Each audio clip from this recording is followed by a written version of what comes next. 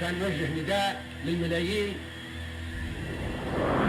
لتطهير ليبيا شبر شبر بيت بيت حتى تتطهر البلد من الدنس والنرجس.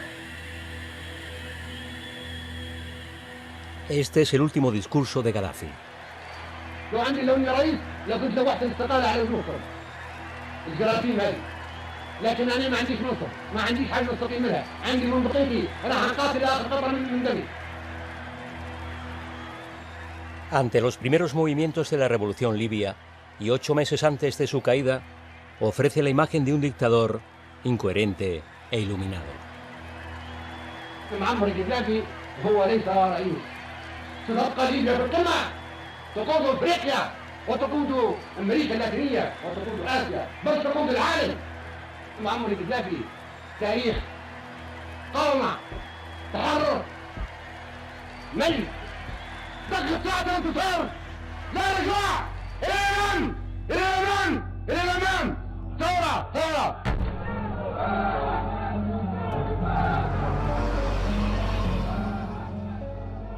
Tras 42 años de reinado, ¿el tirano se ha vuelto loco?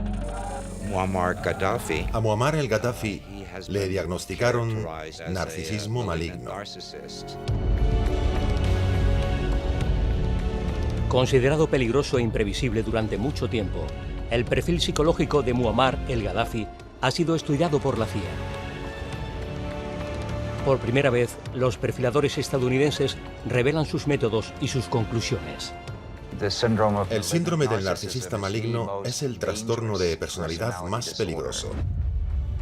Egocentrismo extremo, insensibilidad, crueldad y falta de remordimientos por sus acciones. Hablaba consigo mismo. Se creía un profeta. No era un genio, solo estaba loco. Contrastaremos estos análisis con los testimonios sin precedentes de sus allegados. Gaddafi estaba furioso, gritaba «¡Panda de perros!». Creedme, no tenía miedo. Su relación con las mujeres no era normal. Si las chicas hablan, podéis fiaros de ellas. Gaddafi era sexualmente insaciable. Era un depravado. A lo que se añaden las confidencias de los espías sobre el terreno.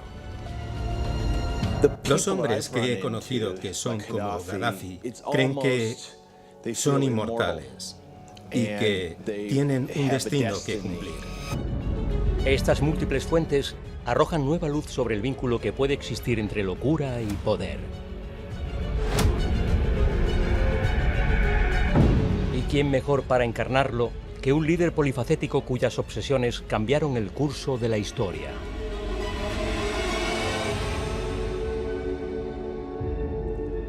عميد الحكام العرب وملك ملوك افريقيا وامام المسلمين.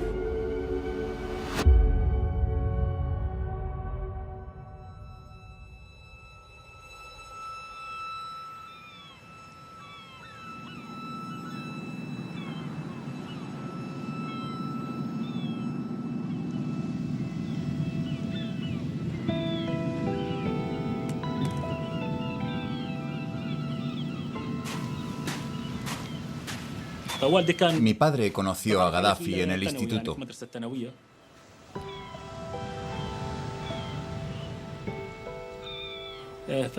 Ambos compartían los mismos principios. Estaban a favor de la unidad árabe y en contra del imperialismo. Su amistad nació en esa época.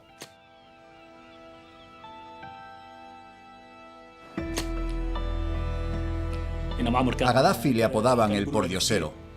Su ropa era muy humilde. Era pobre y mi abuelo no lo consideraba digno de ser amigo de su hijo.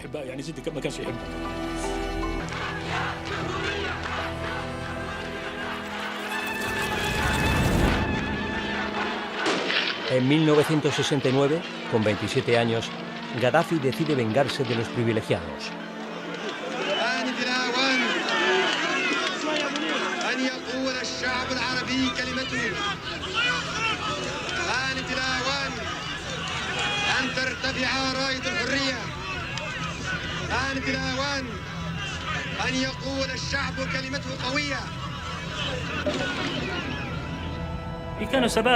Tenían entre 24 y 27 años.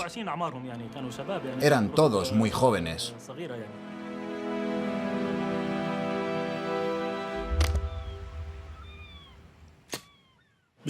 Mi padre y Gaddafi no estaban solos.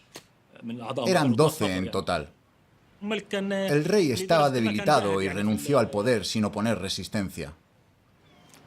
Ni siquiera pidió ayuda a un ejército extranjero. Un joven sin estudios superiores y visiblemente incómodo ante las cámaras es quien toma el poder.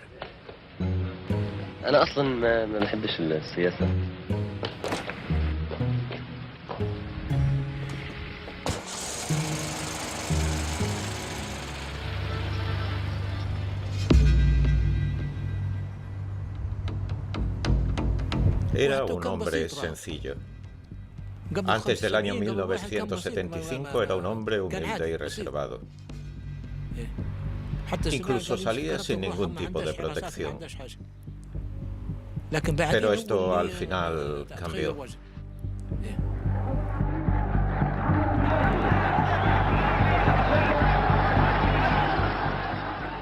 En solo 4 años, el joven oficial se proclama coronel y asume las funciones de presidente, primer ministro, ministro de Defensa y jefe de las Fuerzas Armadas. El ímpetu idealista del principio da paso a la embriaguez del poder. Comienza su metamorfosis.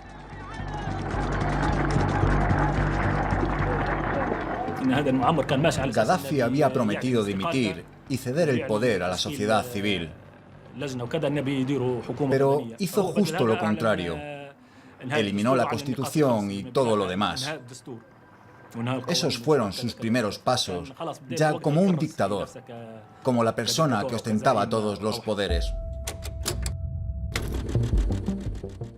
Desde 1973, la postura antioccidental de Gaddafi preocupa a los estadounidenses. La CIA pide a sus perfiladores que analicen su personalidad. Los dirigía el doctor Gerald Post, un psiquiatra que había creado el primer centro de análisis de la personalidad y del comportamiento político al servicio del mundo de la inteligencia. Conocí a mi mentor, el Dr. Post, en Dallas. En aquel momento yo estaba haciendo un perfil del Dr. Radovan Karadzic. Entonces era presidente de los serbios de Bosnia. Yo intentaba entender cómo se había convertido en un líder genocida, y así fue como comenzó nuestra amistad y colaboración. Ha sido sin duda pionero en este campo. Y sus estudios dentro de la inteligencia y la seguridad nacional estadounidenses han contribuido enormemente a comprender mucho mejor el liderazgo de los grupos terroristas. Se trata de un auténtico reto, porque cuando se crea el perfil de este tipo de líderes, aún no los conocemos en persona.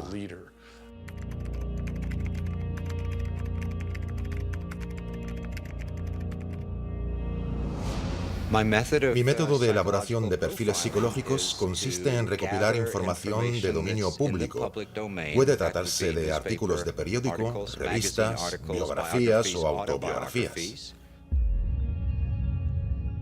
A continuación, introduzco toda esa información que hemos recopilado en un sistema que he desarrollado que contiene 170 criterios de diagnóstico. Lo he llamado Inventario de Milón. Para analizar a líderes como Gaddafi, observamos su lenguaje corporal, su fisonomía y su comportamiento para la creación del perfil.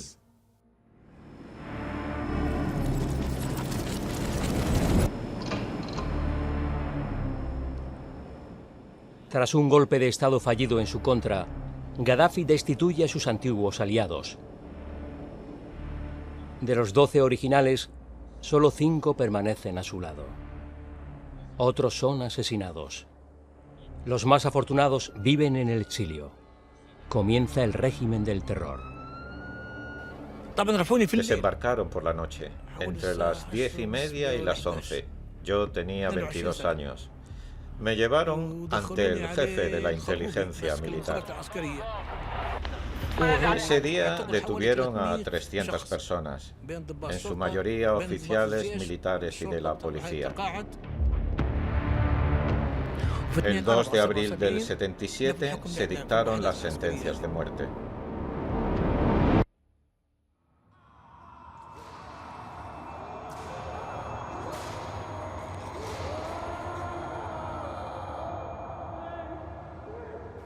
A los soldados rasos los colgaron de las puertas de las mezquitas a la vista de la gente. Los oficiales fueron todos asesinados a tiros.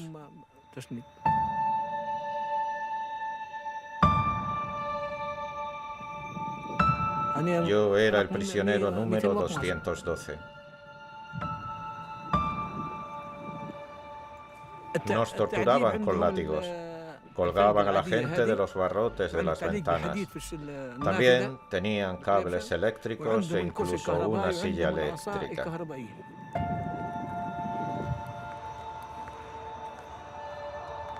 A mí me azotaron estando esposado al techo.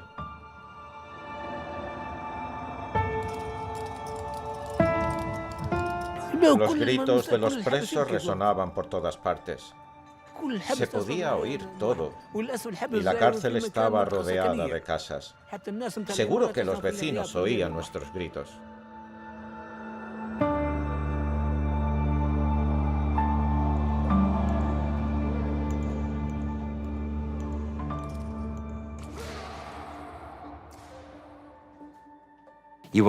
No hay ningún atisbo de empatía en las personalidades que son agresivas y sádicas.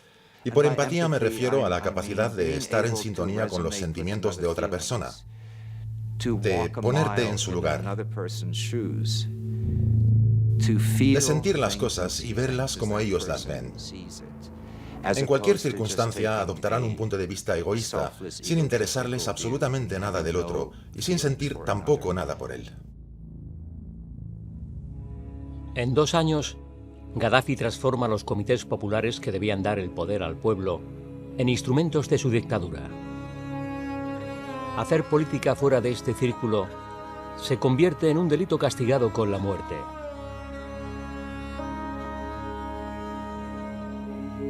El clima en Libia es insoportable. Los estudiantes se rebelan.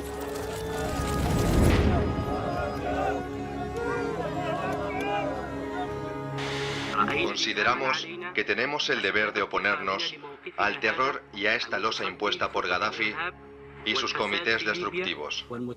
Nos negamos a ser el brazo armado de Gaddafi y sus seguidores. Este joven lidera el movimiento. Lo hemos localizado 40 años después. En aquellos momentos no fui capaz de quedarme de brazos cruzados. Lideré el movimiento en la Universidad de Bengasi y pronuncié un discurso para animar a todo el colectivo de estudiantes a rebelarse. En cuanto llegaron, rodearon la universidad y comenzaron los enfrentamientos con los servicios de seguridad.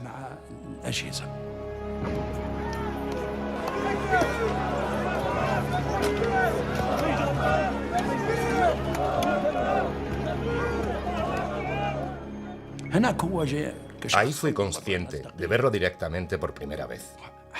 Se acercó a mí. Me dijo con arrogancia: "Te estaba buscando".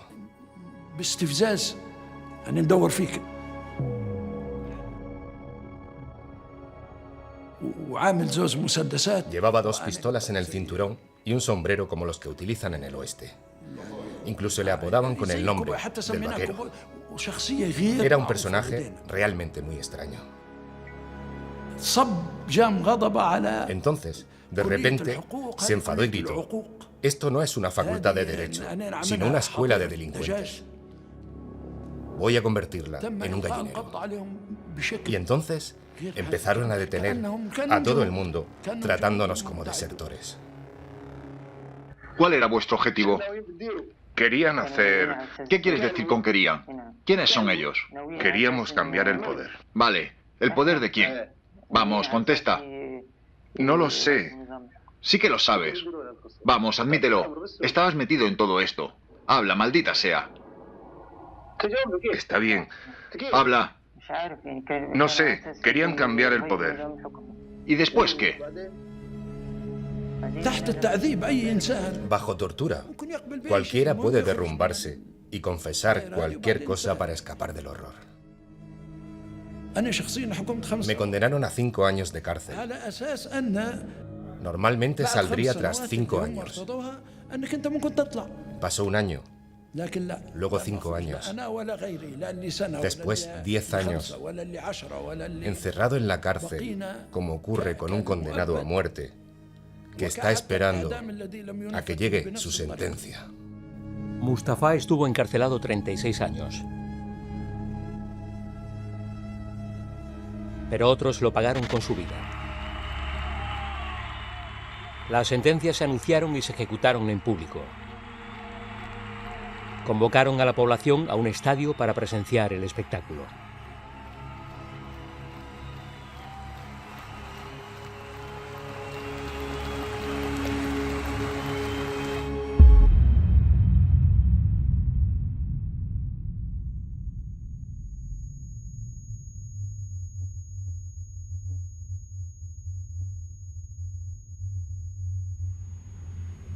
Imagínate tener que filmar un ahorcamiento en directo. Podría haberlos matado discretamente en la cárcel. ¿Por qué querer mostrar a toda la gente una escena así en la ruptura del ayuno del Ramadán? Está claro que fue un error de Gaddafi que nadie en Libia podrá olvidar jamás.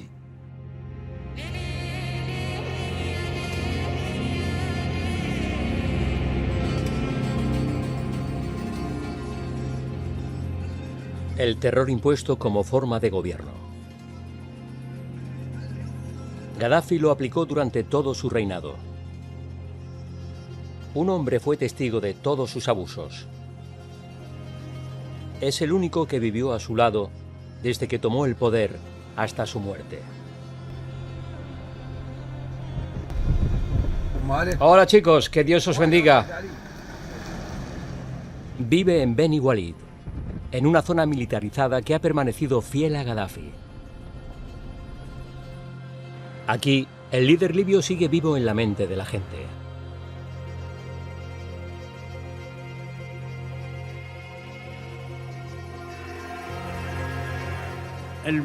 Me conocen como Walidi. Soy el jefe de los guardaespaldas del CAID. He liderado hasta 100, a veces incluso 5.000 personas. Era el jefe de las fuerzas especiales, el hombre de mayor rango del ejército de Gaddafi. Guarda todas las fotos personales de Gaddafi.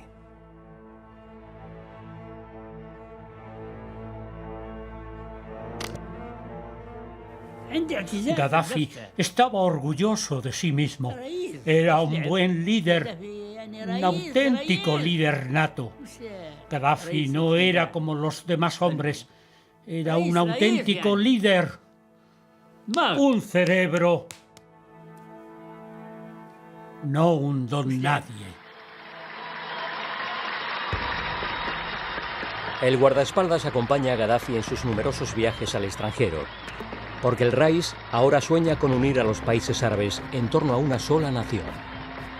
Esta ambición amenaza a otros líderes nacionales. Durante nuestro viaje a Egipto, vi que algunos de los opositores que estaban allí estaban rompiendo fotos de Gaddafi.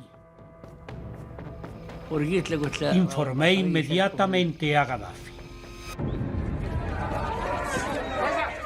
Tomamos la ruta por tierra. Decidí intercambiar los coches.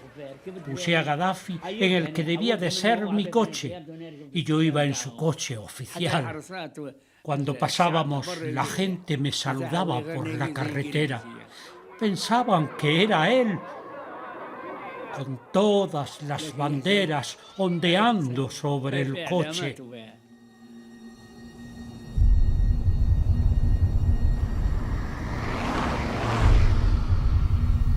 En la carretera del desierto, después de conducir 21 kilómetros, Un coche nos impactó. Estaba organizado. Era un atentado planificado.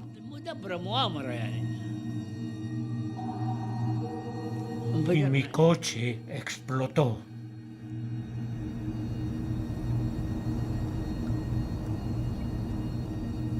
Me rompí 24 huesos y la cabeza del conductor acabó en mi regazo. Su cabeza.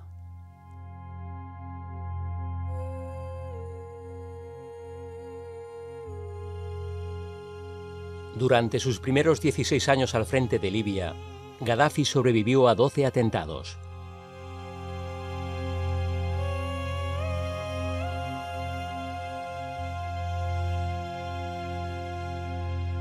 ¿Cómo afectó su supervivencia a la psicología de Gaddafi?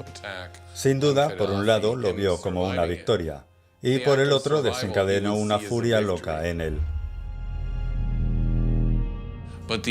Me alegro de haber sobrevivido a este atentado, pero ahora ha llegado el momento de vengarme. Gaddafi obtiene la puntuación más alta en 4 escalas distintas. Una de ellas es la escala de narcisismo. Yo la llamo el modelo ambicioso. También puntúa muy alto en la escala de personalidad dominante, que en su forma más extrema expresa agresividad o sadismo, que es uno de los 4 elementos que forman parte del síndrome narcisista maligno. Gaddafi también puntúa muy alto en otra clasificación, la escala de audacia, que mide el nivel que podemos llegar a tener de un rasgo como la antisociabilidad y también la psicopatía. Y la cuarta escala, aunque no tan importante, muestra su orientación paranoide.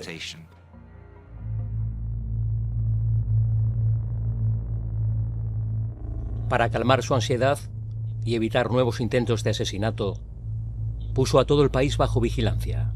A la 1 de la madrugada, todos los días, le informaba de todo lo que ocurría en el país, incluso de los incidentes más triviales.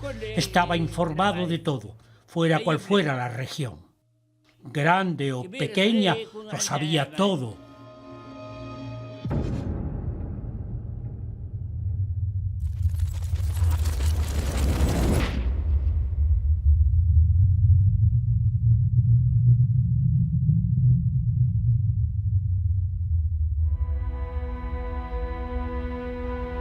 Tras los enemigos internos, ahora se enfrenta a los externos.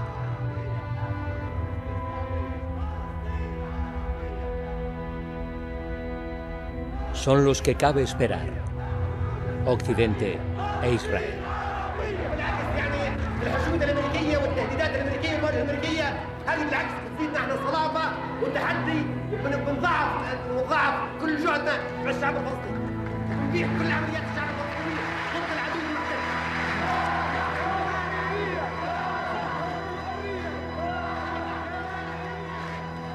¿Por qué no le gustaba a Estados Unidos? Por los palestinos y porque eran projudíos. Y odiaba a cualquiera que fuera projudío.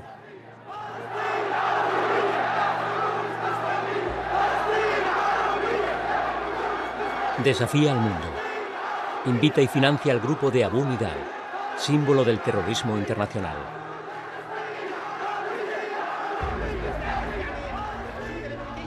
Apoyaba al Frente para la Liberación de Palestina, la organización terrorista de Abu Nidal. De eso no hay duda. Alojaba sus campos de entrenamiento en su territorio. Y si hablamos de los años 80, no teníamos informadores libios, todo era opaco. No teníamos forma de llegar a esa gente, era muy difícil para los occidentales.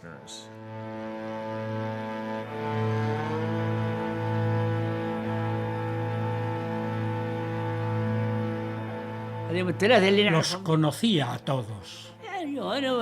Ellos venían aquí a por dinero y a aprovisionarse de las armas que necesitaban y también de coches. Son familia. Algunos vinieron descalzos y después se convirtieron en presidentes. Abu Nidal, uno de los protegidos palestinos de Gaddafi, pasa a la acción.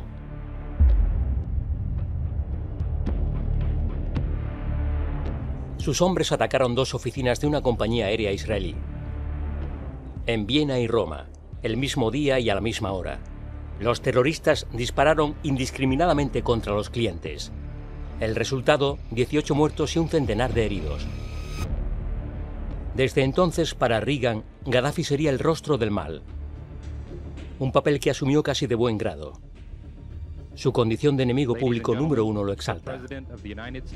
Well, we know that this mad dog of the Middle East has a goal of a world revolution, Muslim fundamentalist revolution. And he did open hostilities. We closed them. La adhesión de Gaddafi al terrorismo es una prueba de su destructividad y crueldad. Puede que haga cosas sin sentido para los observadores externos, sobre todo los occidentales, pero hay que verlo a través de la lente de su cultura. Y sucede que en ciertas culturas la gente respeta a este tipo de líder. Un líder fuerte, un líder carismático que enorgullece a una nación plantando cara a un agresor como diría Gaddafi, Estados Unidos. Puede perder militar y políticamente, pero para ellos es una victoria. Gaddafi lleva su cruzada contra Occidente a un nuevo nivel. Esta discoteca berlinesa la frecuentaban principalmente soldados estadounidenses y personal de embajadas occidentales. 2 soldados estadounidenses murieron, más de 200 heridos. Para la CIA, que interceptó comunicaciones que implicaban a agentes libios en el atentado, no hay lugar a dudas. A Gaddafi lo pillaron porque sus servicios de inteligencia no eran muy eficientes. Libia ha atacado la discoteca Label. Vamos a por ellos. Los entonces opositores de Gaddafi observaban impotentes. Su destino está a punto de cambiar.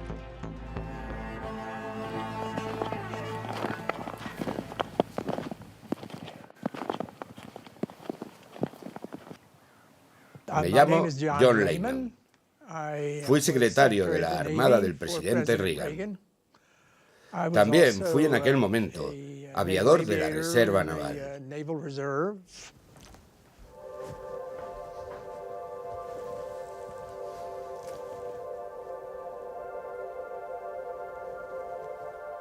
Llamaron a la operación El Dorado Cañón. Fue la misión de combate más larga de la historia del ejército de Estados Unidos. Reagan dijo, disparad vosotros primero. Si estáis seguros de que van a lanzaros misiles, no debéis esperar.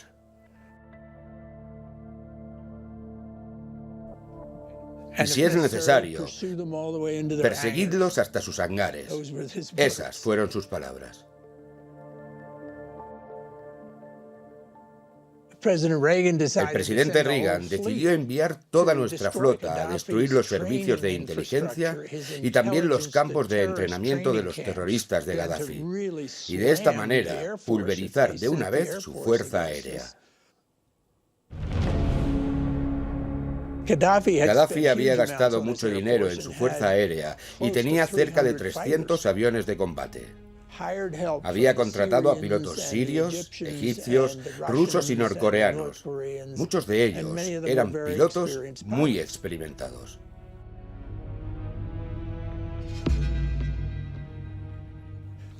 Esto es lo que hicimos. Ya habíamos puesto en marcha Top Gun, un programa que revolucionó la eficacia del entrenamiento de nuestros pilotos de combate. Aprovechamos sus propios métodos para realizar el ataque.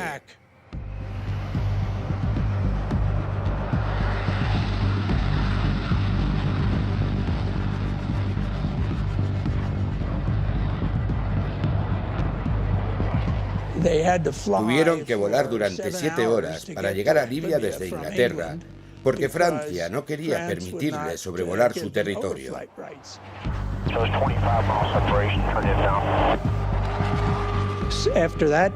Tuvieron que repostar en vuelo 4 veces. Era como en las películas. Había mucha adrenalina. Cuando se lanzó el primer ataque, todas las luces estaban encendidas en Trípoli. Los tomamos por sorpresa. Arrasamos con todo.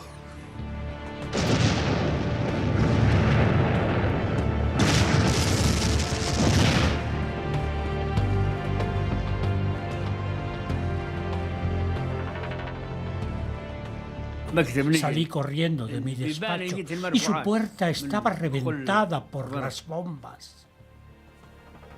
Encontré al caído en el suelo y lo llevé rápido al búnker. Cerré las 2 puertas y le di de beber.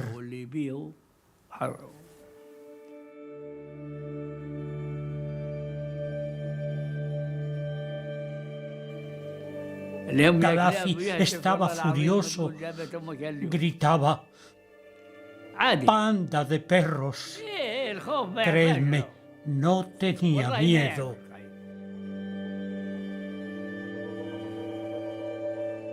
Gaddafi sobrevivió. Ese día murieron su hija adoptiva y 40 libios. ¿Es un genio político por haber sobrevivido tanto tiempo en Oriente Medio? En cierto modo, sí que lo es.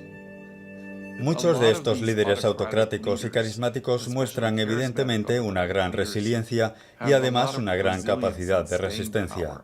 Encarnan a la perfección lo que escribí sobre Putin, Xi y Kim.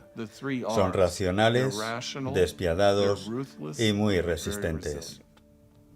Y Gaddafi también podría entrar, naturalmente, en esa categoría.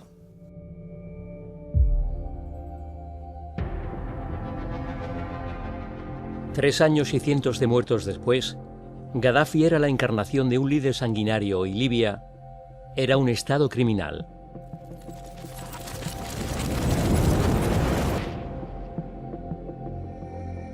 El Consejo de Seguridad de Naciones Unidas vota un embargo al país. La comunidad internacional no tolerará semejante amenaza para la paz y seguridad internacional.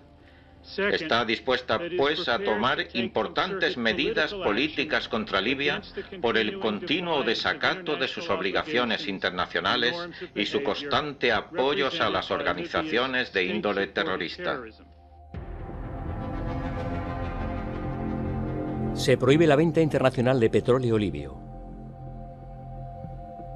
Condenado al ostracismo por otras naciones, el país se hunde en el declive económico y social.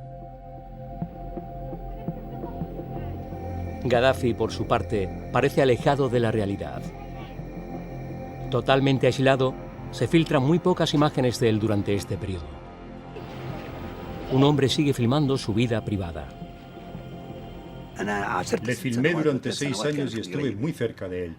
Luego me convertí en el cámara que filmaba a toda su familia.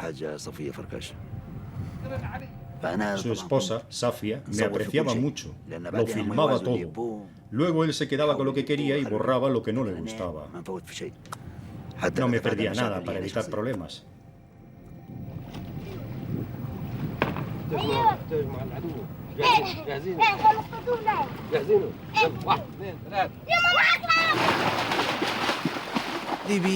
Los libios vivían sumidos día a día en una gran depresión y una enorme tristeza. Intentaban luchar como podían para poder sobrevivir.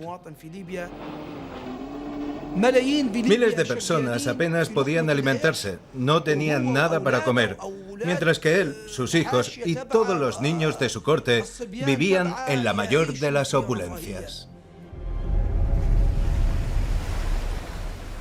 Libia está encerrada en sí misma. Pocos viajeros pueden cruzar sus fronteras.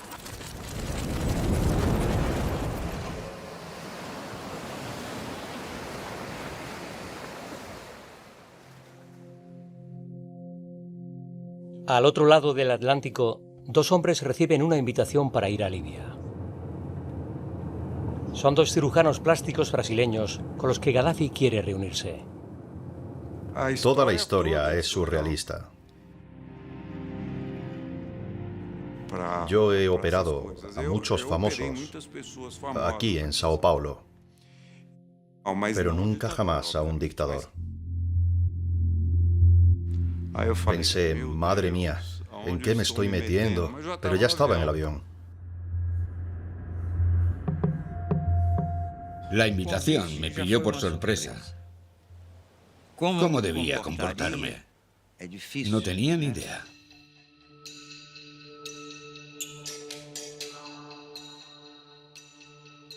Y entonces, ¿qué pasó? Llegó, tengo la fotografía que le hicieron ese mismo día. Llevaba un traje blanco y una camisa oscura. Y creo que llevaba el pelo como teñido. A mí no me gustaba. Pero creo que él hacía lo que podía. Entonces me miró y me dijo, ¿qué crees que debería hacer?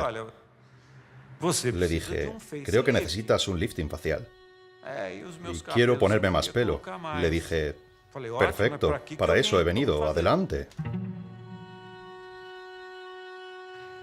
A las 8 de la tarde nos pusimos la bata de cirujano y esperamos. Dieron las 8, las 9, las 10.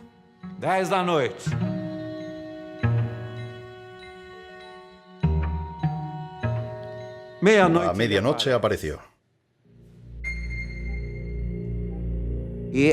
No quería anestesia de ningún tipo. Le dije, ¿cómo que no? Le va a doler.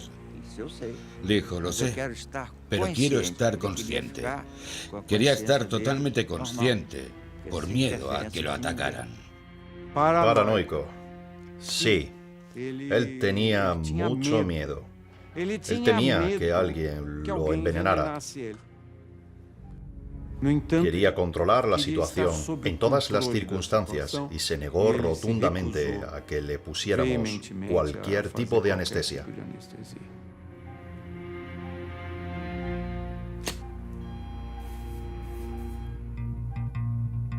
Tenía un ayudante que sostenía un pequeño espejo para enseñarle lo que le estaban haciendo en todo momento. De repente, aproximadamente a las 3:30 o las 4 de la mañana, empieza a decir, tengo hambre, tengo hambre.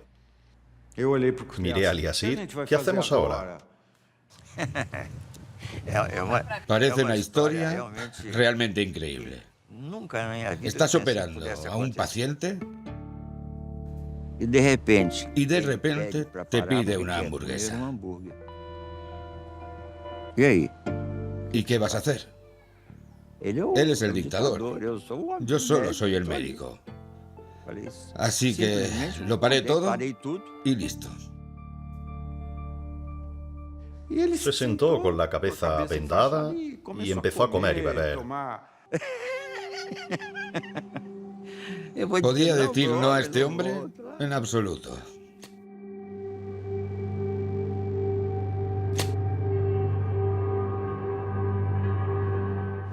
Entonces tuvimos que repetirlo todo, trabajar por duplicado.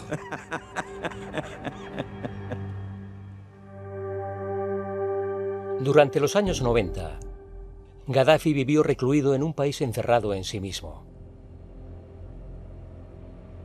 El mundo no le presta atención. En esa década surge un nuevo enemigo de Occidente, su amigo Saddam Hussein, que invade Kuwait.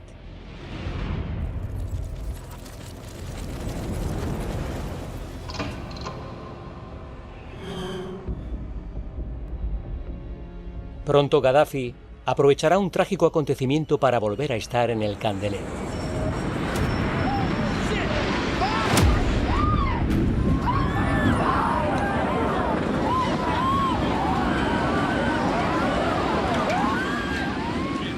el derrumbe de las Torres Gemelas, el atentado más sangriento en suelo estadounidense.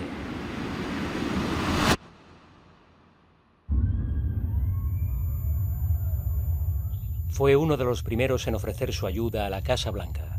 Bush agradece el gesto. Some of these regimes have been pretty quiet since September the 11th, but we know their true nature. North Korea is a regime arming with missiles and weapons of mass destruction while starving its citizens. Iran aggressively pursues these weapons and exports terror, while an unelected few repress the Iranian people's hope for freedom.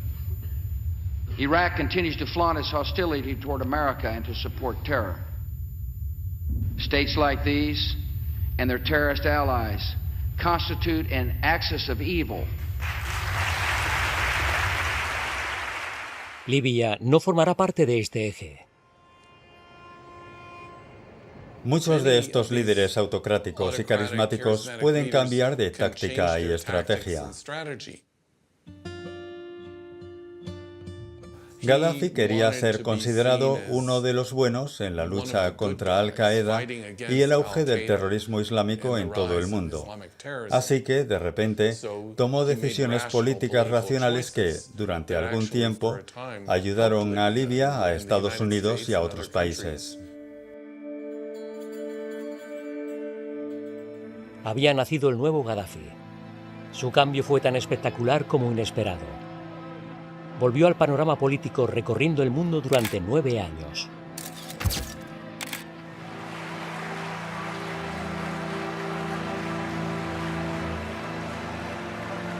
Gaddafi es insaciable. No le bastan las alfombras rojas de los presidentes occidentales. Quiere seducir a todos los europeos. Organiza una gran conferencia en Roma en junio de 2010.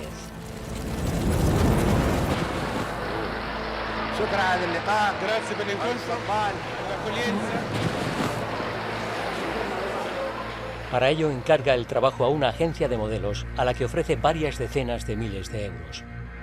Su petición era particular. El público tenía que ser exclusivamente femenino. Me llamo Alessandro Landro y soy el responsable de la agencia Frances Webb.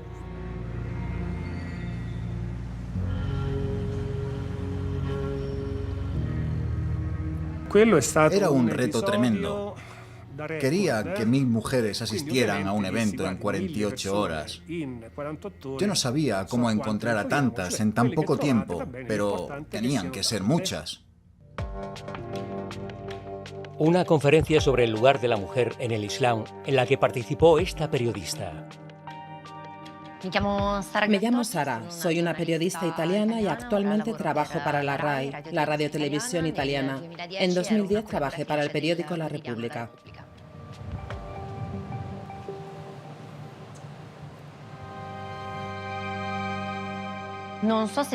En ese momento, todas las chicas firmamos un acuerdo de confidencialidad. Nos dijeron que en ningún caso mostrásemos impaciencia. Nos recomendaron que fuéramos muy obedientes, porque era una de las cualidades más valoradas por Gaddafi. También nos dijeron que no le hiciéramos preguntas que pudieran desagradarle de algún modo. Debían evitarse las preguntas políticas. هذا وضع المرأة في أوروبا. هل المرأة حرة في هذه الحالة؟ أي طبعا لا هي مضطرة. لا هي كوستريتا non è che la voleva fare. الغالب بتشتغل ما عندهاش شغل قدامها إلا هذا الشغل.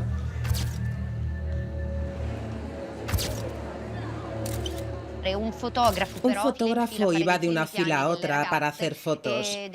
Primeros planos de las chicas, detalles de los ojos, de las caras. A mí me parecía que era para una futura selección. Estábamos allí como figurantes. Éramos un elemento decorativo.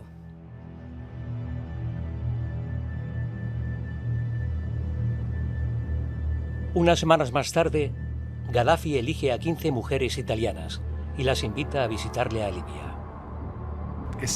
Era una petición muy poco común. Nos llevaron a una de sus residencias, que estaba a las afueras de Trípoli. Recuerdo que una mujer nos pidió que las chicas se sentaran en el sofá que había frente a él, porque siempre las quería cerca.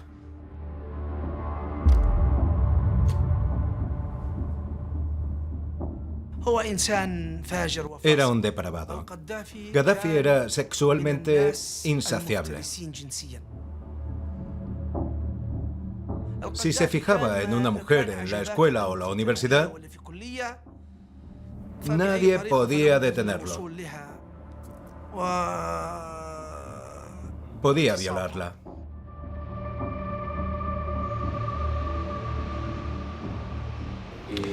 ¿Cree que es normal llevar a mujeres italianas a Libia para estar con un hombre que consideran un depredador? En aquel momento, realmente teníamos más miedo del terrorista que de esa palabra que usted está utilizando para nombrarlo, depredador. Personalmente no creo que fuera un santo, pero tampoco creo que nuestro primer ministro lo fuera. Vaya, no me he dado cuenta de la hora que era. Tengo que irme.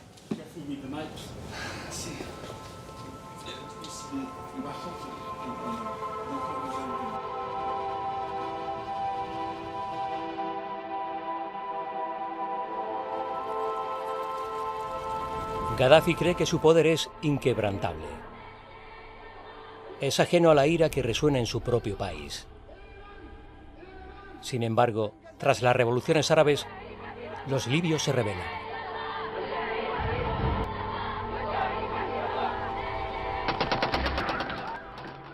Como respuesta, Gaddafi despliega su ejército. La guerra duró 8 meses, 30.000 personas murieron y 50.000 resultaron heridas.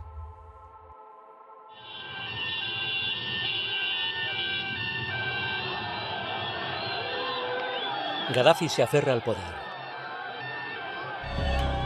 Se dirige a su pueblo por última vez.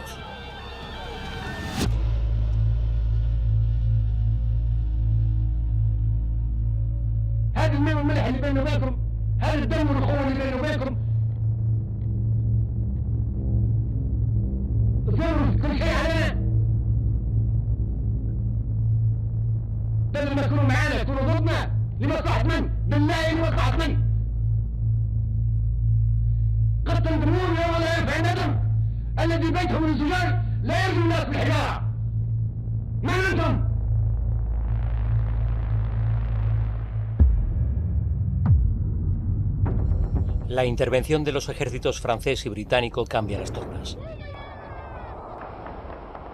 Gaddafi es derrotado.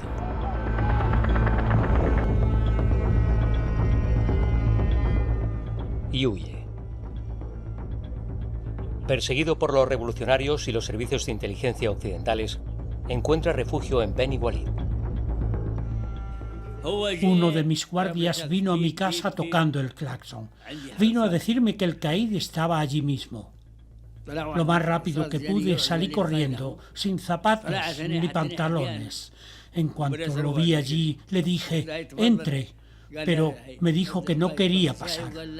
Solo quiero despedirme. Me dijo, me voy a Sirte y me quedaré allí hasta que muera. Me ofrecí a acompañarlo, pero él no quiso y se negó. Entonces me dijo, no, no vendrás conmigo, te quedarás aquí. Gaddafi murió unas horas después, en la carretera.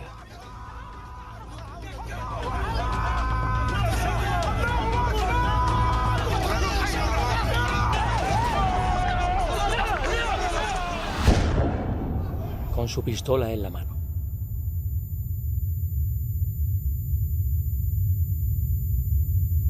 Esta de aquí es su pistola, una calibre 9 milímetros.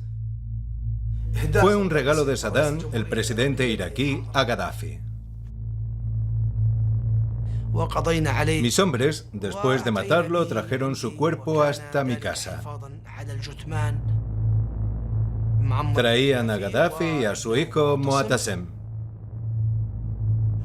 Entonces, lo que hice fue abrir la puerta de mi casa para que todos los libios, todo el que quisiera, pudiera ver el cuerpo sin vida de Gaddafi, que decía ser el rey de reyes. Es un día que nunca olvidaré. El 20 de octubre de 2011.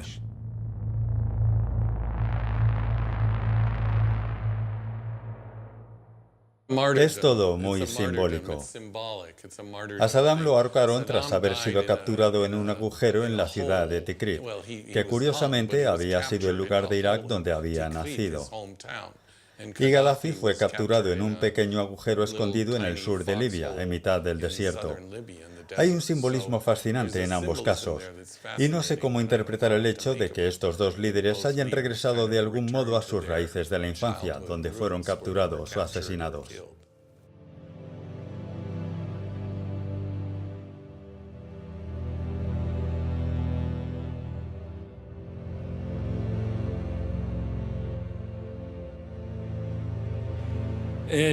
Tras la liberación de la ciudad de Trípoli, me enteré de que había una gran morgue con los cadáveres de los opositores a Gaddafi. Decidí ir hasta allí.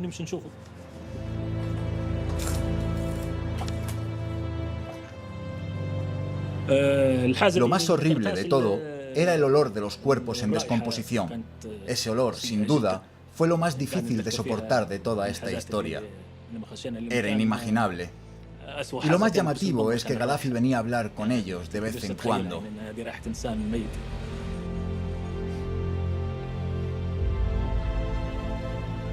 Hablar con los muertos. ¿Puede haber algo más raro? ¿Qué podría estar diciéndole a los muertos? ¿Te lo imaginas? La locura de un dictador.